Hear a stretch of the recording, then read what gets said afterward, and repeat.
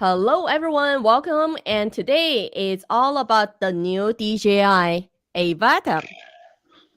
With me today, I've got Seth Kirk, the managing editor for Drone DJ, and myself, Yifei Zhao. I am also the YouTube host for Drone DJ, as well as I run a drone training school just north of Toronto here. And we have a special guest joining us today, David Moki.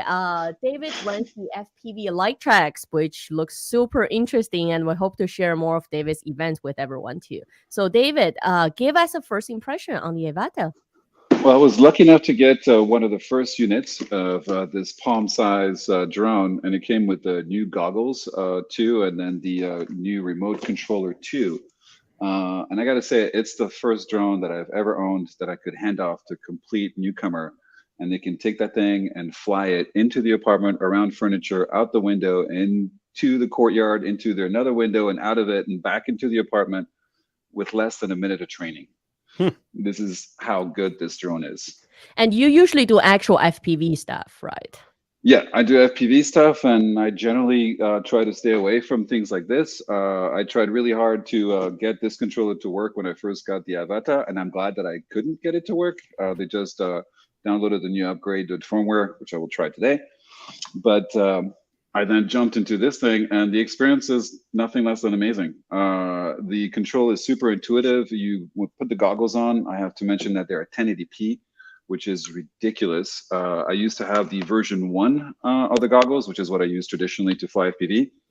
And the difference between putting these on and putting the new goggles on is like going from HD to analog. From analog to HD. These are amazing. You got diopters in here that you can adjust between -8 and +2. So you don't need to wear your goggles. They're super light and comfortable. And then you can fix these permanently so they don't move. That's first in these goggles. And I can't tell you how happy I was to use this setup. So I can't wait to get rid of these and permanently switch to the goggles too. Great. And it's interesting because between David and myself, we've actually got all the options for Avata, right? So let's talk about the options first. You can get just the Avata drone, standalone drone. So David was mentioning, yes, literally palm size for the FPV. It's much smaller compared to the original FPV. So standalone drone on DJI website is at $629. And I'll tell you why, the standalone drone is an option, because I had the original FPV, which, we crashed the arm and we still haven't fixed it. So I have the original goggles, right? Motion controller and the original FPV controller. So it's great that, there is a standalone option if you had the original FPV and you want to make use of the previous parts. They are compatible with Avata as of an hour ago. So there was a new firmware update. We updated it and confirmed that the controller is now working with Avata. So that's your standalone option if you have, obviously your previous FPV set. And you can also buy the next one. It's called the DJI Avata Fly Smart Combo. Oh, actually, Pro. Let's talk about Pro first. So Pro is what David has. That's the one with goggles 2. So the second generation of the goggles, and also the motion controller. I do like the new goggles. It is smaller and it's more user friendly for us wearing glasses. So definitely, I recommend if you're gonna go for it, then ProView is definitely the way to go.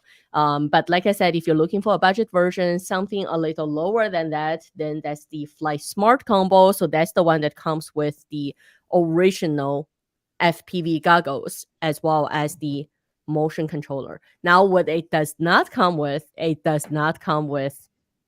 the original FPV controller.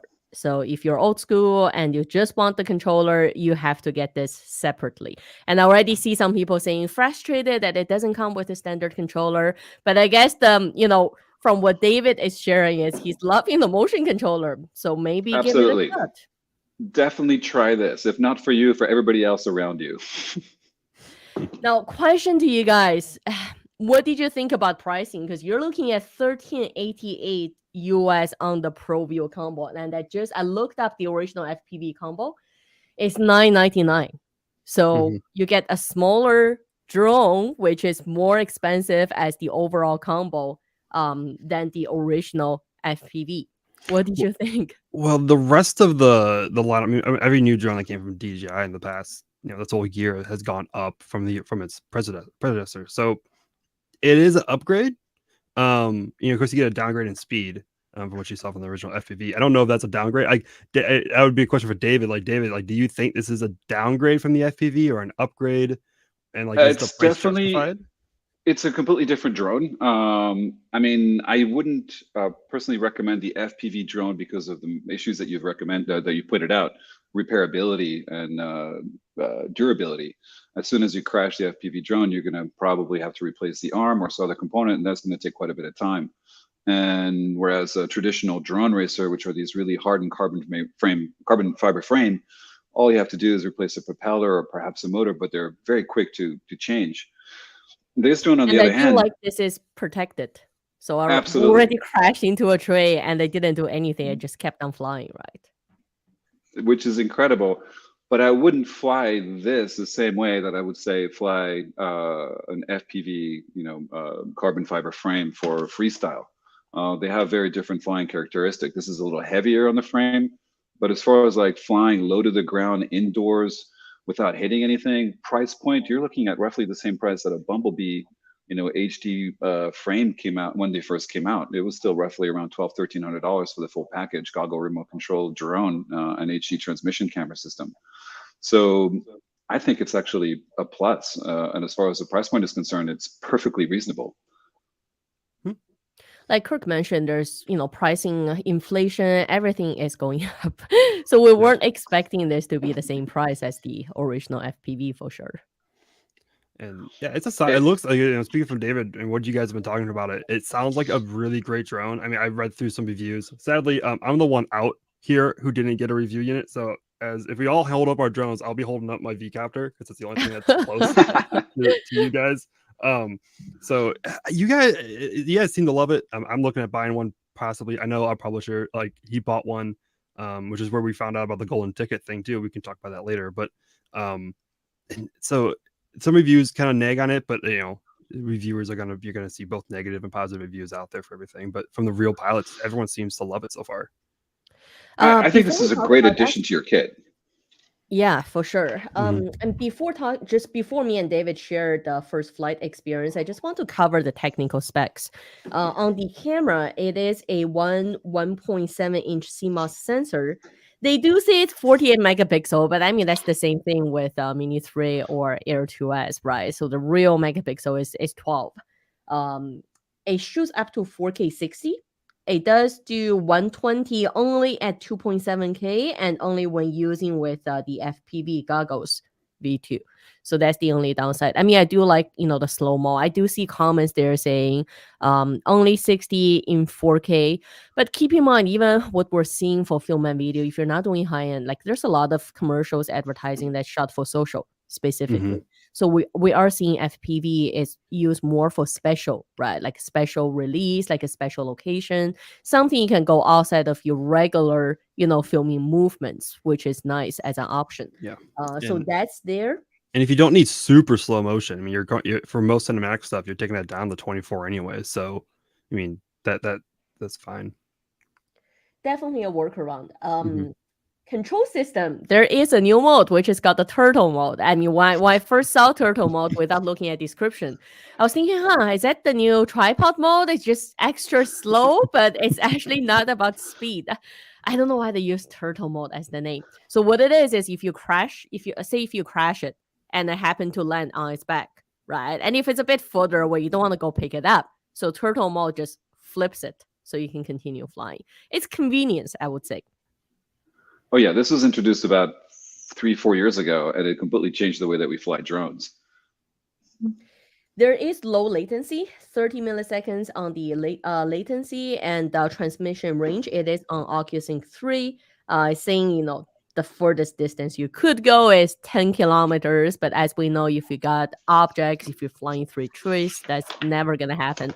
But it's good to know that it's on the OcuSync 3 technologies. I'm sure some of the distance gurus down in Australia who just fly forever will do it, because they were doing it with the Mini 3 at the same time. It's like, oh, 10 kilometers? Yeah, we'll fly 10 kilometers. I'm sure someone is going to be flying 10 Good luck kilometers. coming back, right? And then it's going to Make sure you have drop enough like battery coming back. 5 kilometers away from you.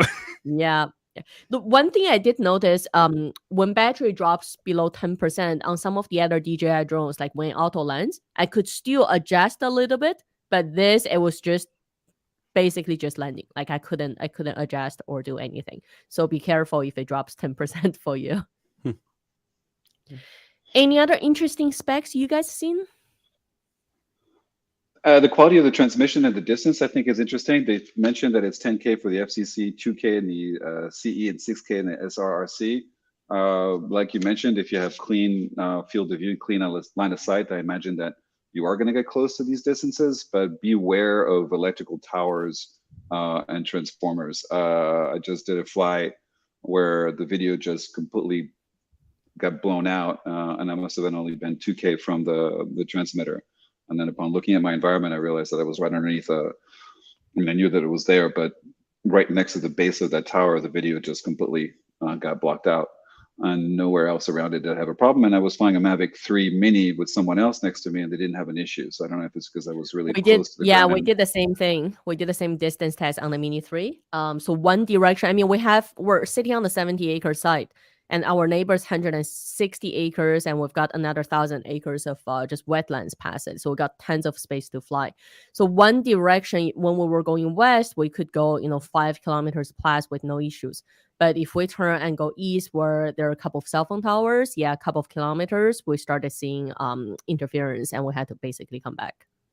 Yeah, and the interference is kind of shocking compared to traditional analog video systems, or in my experience, the visual degrades and you know that it's coming. Here, it was a clear cut where the screen just started garbling completely. Luckily, with the new trigger, you can just let go of it and the drone will stop instantly in its tracks. And you can make your way back towards where you came from and push it back and gain the feedback.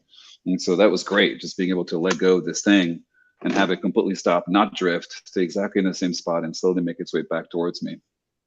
Maneuverability is great. I mean, I'm not an FPV person, right? I don't usually fly FPV, and I didn't get much flight time from the original one before we crashed it.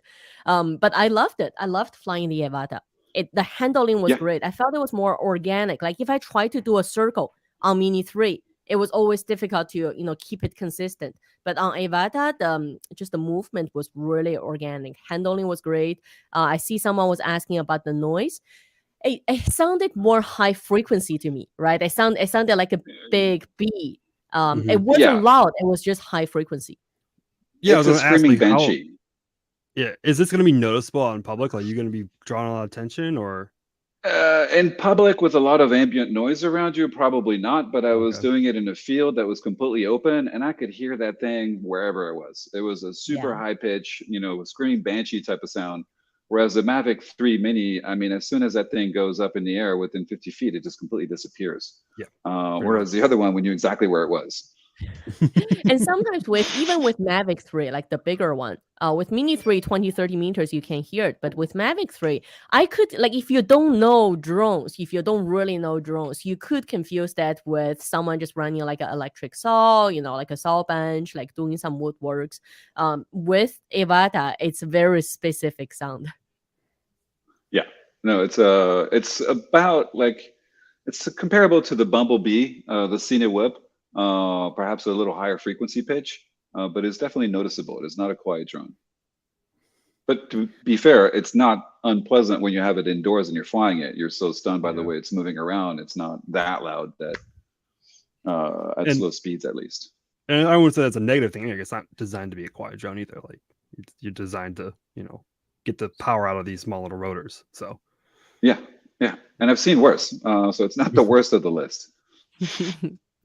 Personally, I loved it. We've only got a couple flights out of it, for now. So I'm looking forward to receiving. I mean, my actual V2 FPV goggles is arriving in a couple of days. So I'm looking forward to pairing that app and trying the difference. But for now, I'm loving flying it.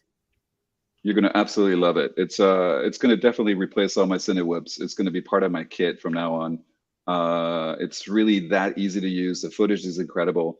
It's incredibly intuitive, very, very smooth compared to other drones. I mean, I've been flying this Venom 9 hexacopter with the GoPro Bones, and the footage that I'm getting out of the Avata is just absolutely impeccable. Super And that smooth. means a lot coming from David, who's been flying FPV for years. Yeah, it's really dumb easy. I'm glad that I don't have to put these things together anymore.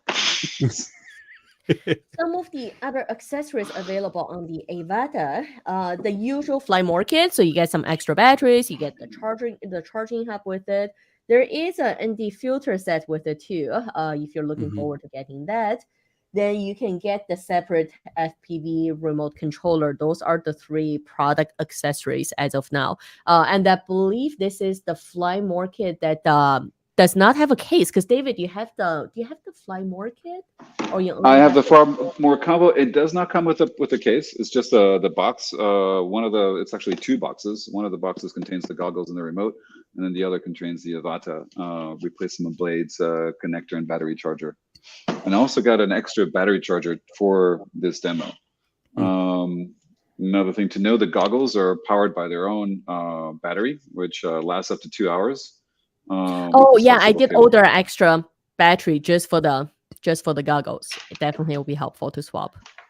Yeah, and they last 2 hours, so you're gonna have plenty of time with just 1 pack. But if you have 2 packs, it'll be gone all day for sure.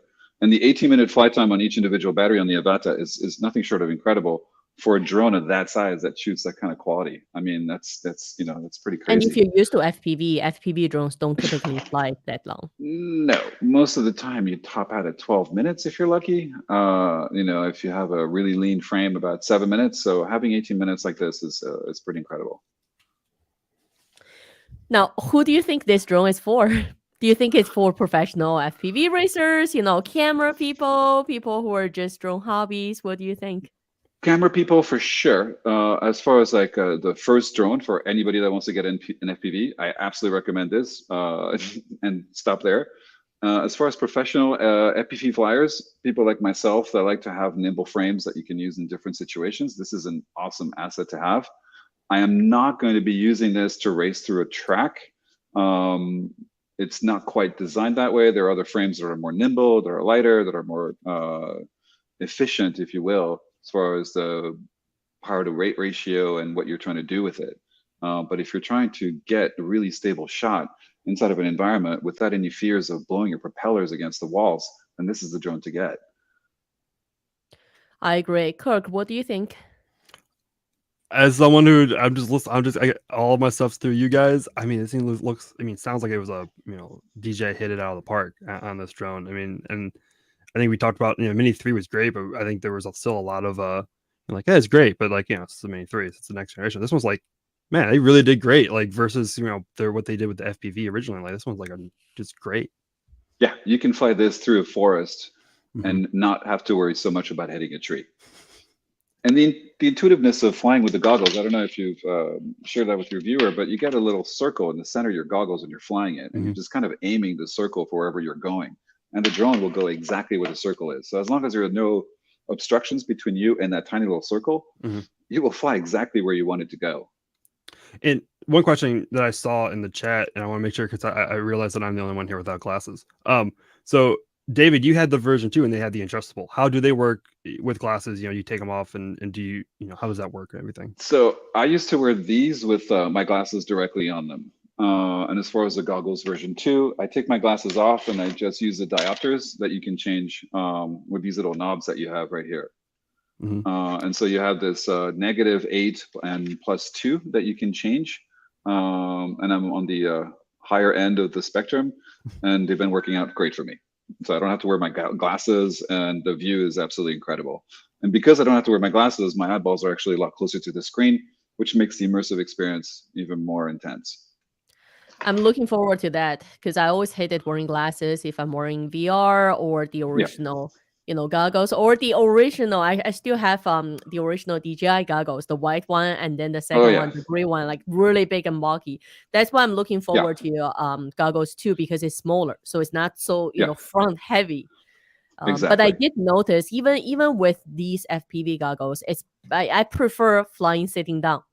I just don't want to like. I didn't feel comfortable standing up, right, with the controller and then the goggles.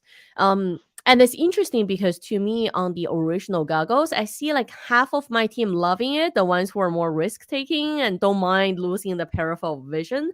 But half the team, including me, who are a little more OCD, I didn't care much for the goggles before. Like I'd rather look at the drone to fly. But with Avata, actually, I enjoy using the goggles. Yeah. I Uh, guess because there's protection, so you don't Yeah. worry too much. And being able to release this control stick is very different than having a traditional remote control where you have to be very careful with your throttle input. With this thing, I mean, as soon as you let go and the sensors that it has below it, it just freezes in its track. It doesn't move. There is no drifting. Whereas traditional FPV drones don't have these sensors here that allow, this kind of stability and control. So that takes a lot of the risk out of the equation. And that's why a motion controller is really handy, because if you use the classic controller, the joysticks are set differently on these controllers. So if you're used to like, Mavic 3, Mini 3, if you're used to the traditional DJI controller, so if you look at this doesn't spring back, right? Like if That's I right. push up and down, it stays in that position. Oh. Versus classic controllers, you let go and the drone will hold, but this Yeah. wouldn't, right? Like it's Right. hard, it's actually difficult to find exactly the middle. So I was noticing the Avata was either going up or down. I had to really to look for the middle for it to Yeah. stay. And this So that's is where this comes in handy. exactly. This is true with all FPV drones. And this specifically happens when you're in manual mode with this controller, where you're getting rid of the down-facing sensors. And then you're also able to unleash all its manual controls, what we call acro mode in FPV flying, which I haven't tried yet. I got to admit, I haven't gotten this There's into a work. lot more we've got to test still. This is only the first Oh yeah, impression. I do see comments and questions asking about raw photos, asking about video. I remember early on my tech team pointed out, I can't find it from the spec list now, but my tech team pointed out that there could be a 10-bit option with the video recording. We It does are say still decent yet. like on the specs. Say that again. It does say decent like on the color mode. Yeah, I know. yeah. So Decent but we link don't know and if that's 10-bit or Or 8-bit 8-bit, at this yeah. point. So there's still things we need to try out. Same thing as the actual photo quality. Can you do raw? How much room does that give you for post? How is low light conditions? So Yep. those are things we're still yet to test in the And- coming weeks. And all that can Um, still come in firmware, months from now, Exactly. like Yeah. the Mini 3 and Mavic 3 have seen. Yeah, if the camera capability is there, it could come in a firmware update. Who knows? There was another question about battery. I mean, just because my team asked me that when Avata came in, they said, "Would the original FPV battery work with this?" And I said, "No, No. DJI. I no, don't no think chance. so." I'm sure if you're an electrical engineer, you probably could make it work. So no, so these batteries are only for Avata. Yeah. They don't work Yeah. with any other. How much is that? Like the bulk of the body, pretty much. That If you is the take it bulk of out? the weight. Yeah, the If bulk you of the take weight, yeah. the drone out, the It's just battery a is frame, almost pretty much. I was half the hoping, weight, you if know not what? I more. was hoping they would make Mini 3 batteries compatible. That Like, would have been that really be nice. awesome. They're That actually super would have been nice, right? really nice. Yeah. Although, But what's these the you size? could, they weigh 3 times the weight of a Mini 3 battery pack. These Yeah. things are Oh, chunky. okay. Because Yeah. Avata weighs 400 grams. So Yeah, and 410 Mini grams. 3 is only 241-ish, right? Mhm. Yeah. But if you ask me, I'm actually really looking forward. I mean, one, just because we have a large site, we have a 70-acre site. So, and we Oh. have areas with trees, areas with open space. So I'm actually looking forward to setting up, like a course. And don't get me wrong, if you want to fly a course, you're going to love flying it with this drone for sure. Yeah, because with all other FPVs, I didn't want to get into it because it's letting like families, like people who are just interested in drones to come have a fun day. With Yeah. the other FPVs, just the entry level barrier on controlling and handling is too much to get someone to try it. But with Yeah. this, we can actually have fun days. We can have treasure find using FPVs. There's just so much more we can do. And yeah. and someone was talking about using this showcase for real estate. Some of our teams who do high-end real estate, they had been using FPV drones like Cinehoop, and they're looking to replace that with Avata right now. If you are Oh, film people, right, and you want to capture more creative angles going through tight spaces, this is gonna take you a long way, and it doesn't take that much training. If you do any other FPV, it takes a little more training, right? So if you film, it's an easier add-on to get the Avata. So those are the things I'm looking forward to do, especially with fall coming up. We've got a lot of maple trees, so I'm really looking forward to trying this with different colors.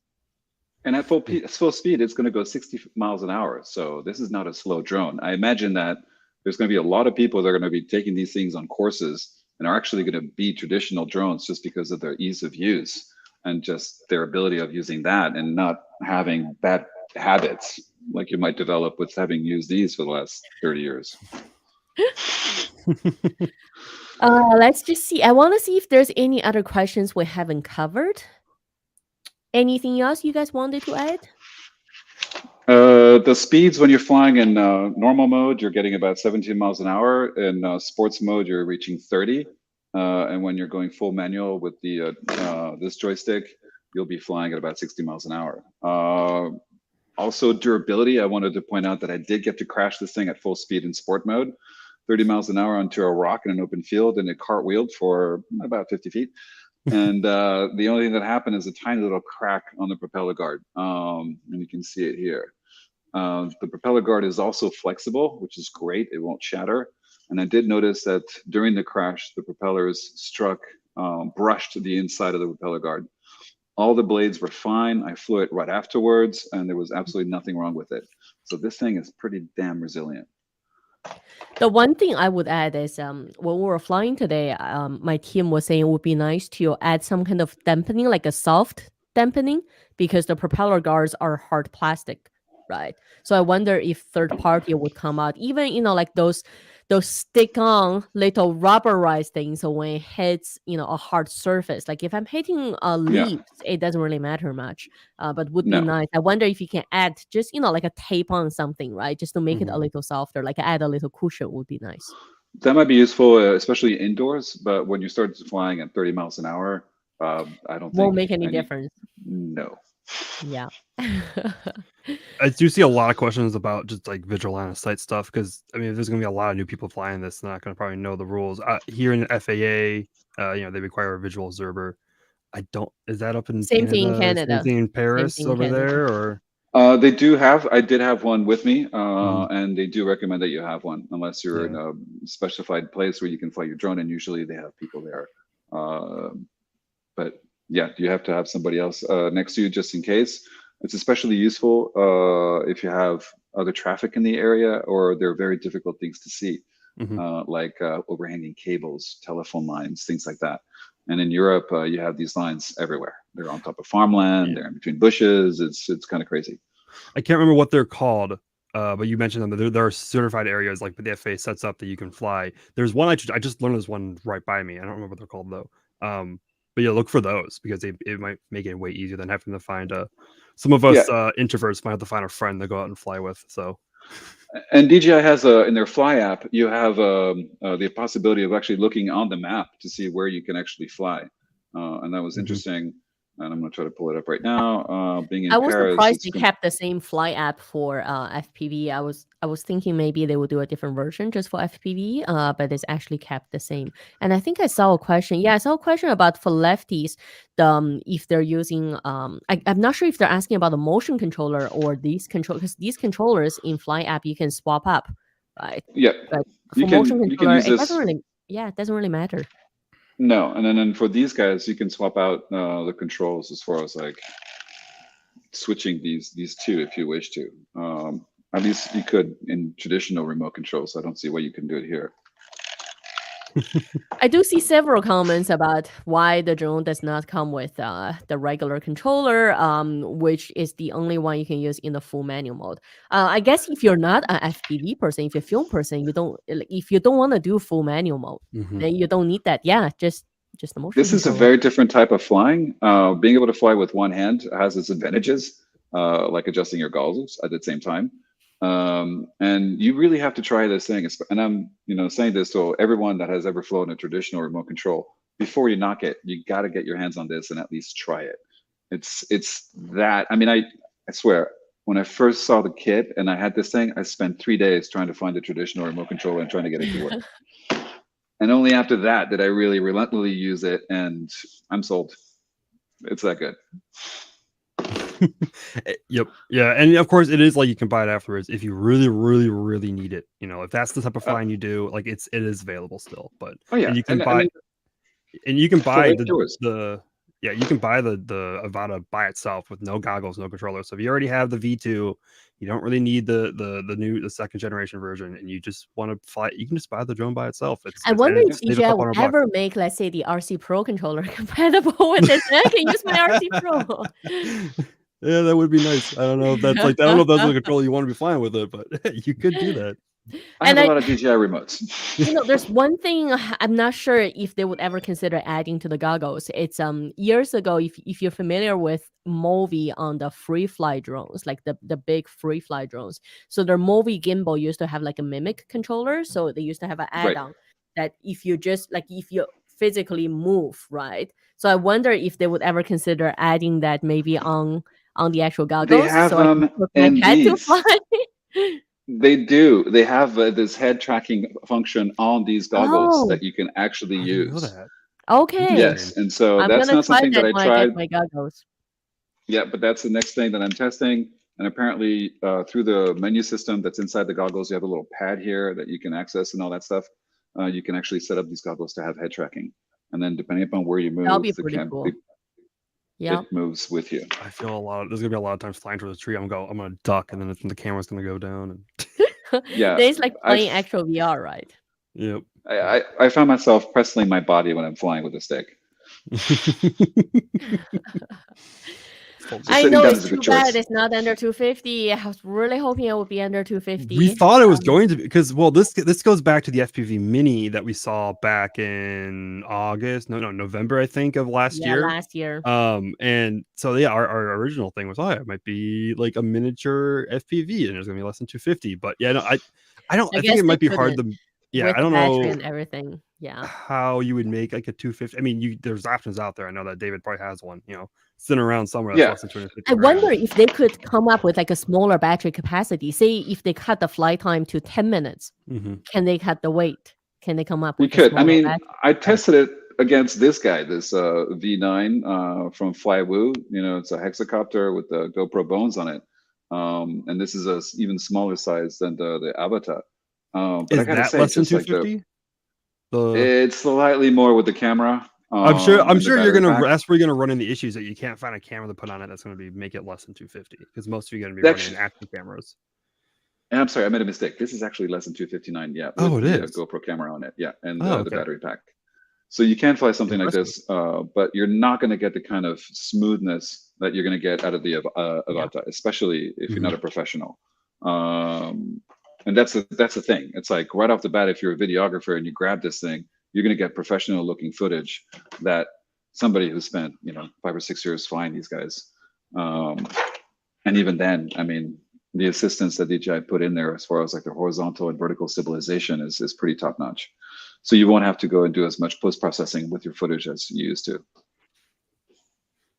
Nice. Awesome. There was a question, would the new goggles be usable with Air 2S? It would be nice, because I believe the second set of goggles, those big gray ones from DJI, was compatible with Mavic 2, Phantom 4. So it would be nice if the goggles, if the goggles 2 would be compatible with the other drones. I guess we'll see. Hopefully with the firmware update. Yep. So that's all we've got for you on first impression for DJI Avata, and look forward to hearing more from David and also me and my team to test all the other new features. So stay posted. Awesome. Thank you so much for having me. Thanks for having us.